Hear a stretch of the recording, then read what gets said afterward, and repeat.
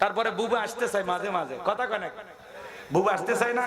বুবু আইসো তুমি আইবা গো, তুমি আইবা বুবু আইবা গো, সেই দিন আইসা বুবু ক্ষমতা পাইবা না। কথা কয় না?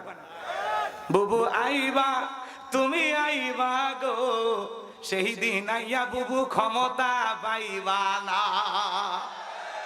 বুবু আইবা তুমি আইবা গো, সেই দিন আইয়া বুবু ক্ষমতা পাইবা না। কথা কয় না? খোঁজ নাই বুবু কাদের কাকা, কথা কয় না? অবস্থা খারাপ দরবের বাবা, হাউন আঙ্কেল এখন সামনেও আসে না। না কষ্ট পাচ্ছেন আপনার?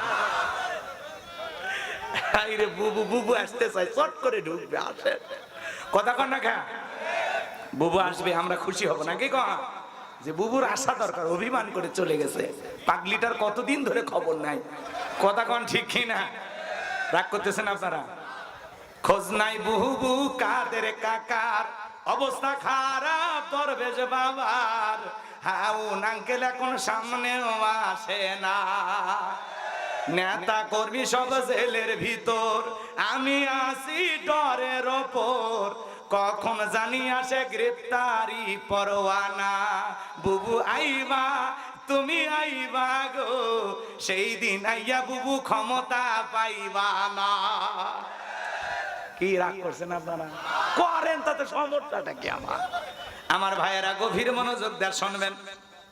হাউজে কাউসারের পানি পেতে চাইলে কাজ করতে হবে দুইটি। দুইটা আঙ্গুল দেখা বলেন তো কাজ করতে হবে কয়টি? আরো জোরে বলেন কয়টি? হাত নামান বাজান গো আমার।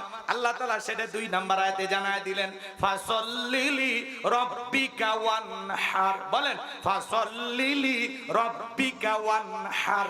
1 নাম্বার হলো ফাসাল্লিলি রাব্বিকা, রবের উদ্দেশ্যে সালাত, নামাজ হবে একমাত্র কার জন্য? আরেকটু জোরে বলেন কার জন্য?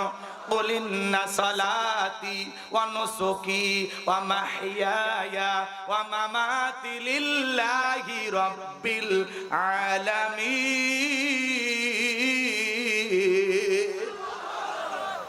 আল্লাহ রাব্বুল আলামিন সূরা আনামের 162 নম্বর আয়াত আল্লাহ তাআলা জানিয়ে দিলেন, নবীজি আপনি বলুন, আমার নামাজ, আমার কুরবানি, আমার জীবন, আমার মরণ লিল্লাহি রাব্বিল আলামিন, আসমান জমিনের প্রতিপালকের জন্য। তাহলে মুমিন জীবনের ইবাদত হবে একমাত্র কার জন্য? ফাসাল্লিলি রাব্বিকা, রবের উদ্দেশ্যে সালাত। সালাত আদায় করা লাগবে একমাত্র আল্লাহ তাআলাকে রাজি খুশি করার জন্য, আল্লাহর নৈকট্য লাভের আশায়। قد أفلح المؤمنون الذين هم في صلاتهم خاشعون। আল্লাহ বলেন অবশ্যই মুমিনেরা সফল যারা নিজেদের সালাত বিনয়ের সহিত, নম্রতার সহিত আল্লাহর ভয় নিয়ে আদায় করে। সালাত আদায় করতে হবে কার ভয় নিয়ে?